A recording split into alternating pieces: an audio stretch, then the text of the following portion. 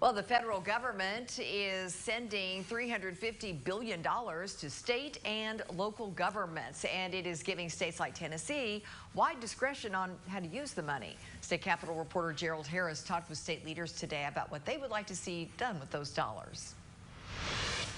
$3.7 billion from the American Rescue Plan will come to Tennessee to cover 4 areas: responding to decreasing the spread of COVID-19, replacing lost revenue, support for households and businesses, and addressing systemic public health and economic challenges. Governor Bill Lee did not address questions to News 2 about how he will use the broad authority he has to steer vital funding earlier in the day. We're not doing an interview here today. And when pressed later, still could not outline how he would like to see the money spent. There are a number of initiatives that we'll be looking at with regard to how federal funding will be used. House Democratic Caucus leader Vincent Dixie says he's not hopeful Governor Bill Lee will use the money to aid Tennesseans hit hardest by the pandemic. This administration seems to thrive on hoarding cash for a rainy day when it's storming outside. He says now is the time to reach out and let Governor Lee know how the money should be allocated. And this is what we want help with. We want help with our child care expenses. We want our teachers and first responders to get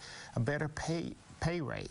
We want to make sure that we can get health care because we need it and make it more accessible. However, Republican Senator Mark Pody says the economy is revving up again, and part of the solution is getting people back to work. You use a scalpel to help those people that need help, but don't just throw money and thinking that's going to solve problems. We need solutions. Adding the money is a temporary fix, and people should not be stuck on cash that won't last. Well, I'm getting a little bit frustrated with all the money that the federal government is actually sending across the states. And there's got to be a point in time that we got to pay that money back, and unfortunately it's going to be falling on our children and our grandchildren. The money could also go to infrastructure projects but cannot go towards offsetting tax cuts. Reporting in Nashville, I'm Gerald Harris.